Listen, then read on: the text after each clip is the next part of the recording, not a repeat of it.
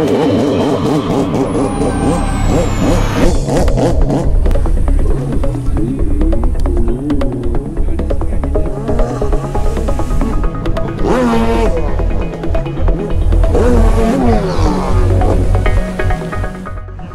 my name is Bobby Howering. I own Trinity Composites. This is my newest boat here, the Matrix. This boat I've put the last 9 months into development.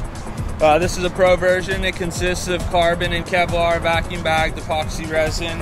The hull was inspired by numerous pro freestyle riders and pro surf riders to have an end result of what people are calling a superior product today.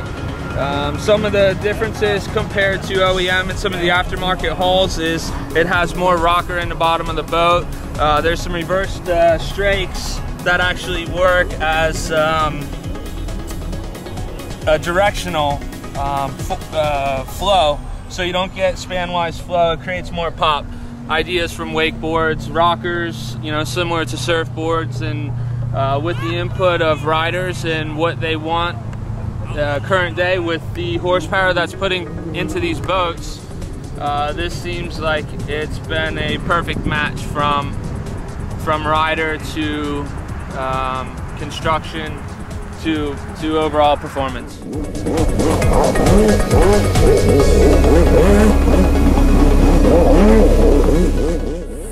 From the front, the boat has a lot more area to create pop or lift, whether it's freestyle or surf.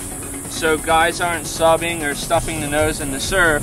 The other thing too is once they go past this area of width, they have a very wide bond rail that will come in almost secondary to lift the boat from stuffing. The boat overall is roughly 2 inches wider than a Superjet. This sponson line tapers off the width. This line here it continues straight on, and it's kept as a shelf because it will keep the nose down for the stability, but it will still allow the boat to rotate. And then as the bond rail comes along, it gets wider and wider towards the back. Again, this helps and assists low speed stability, giving guys more time to set up for their turnaround or tricks, maneuvers, freestyle, and then it's just a superior boat in the surf with the overall stability and the width.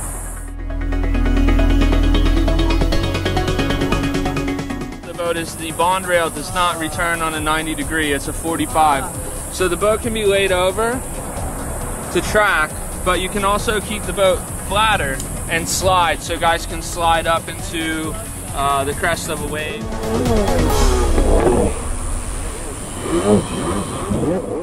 The difference in this hull design is compared to OEMs and aftermarket, the entry is much wider, the rocker is much steeper, we have internal, or we have reverse strakes here, which is an idea that comes from wakeboards. So instead of having water go out span-wise flow, it's captured slightly and pushed back. When it's pushed back to create speed, it creates lift.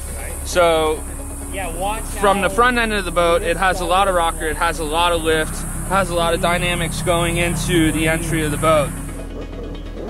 This shelf here at the sponson line creates a lot of lift. When the boat has a nose high attitude, there's pressure in these areas that will correct that and bring the nose of the boat down to create some more of the stability, as well as this flat plate area in the bond rail.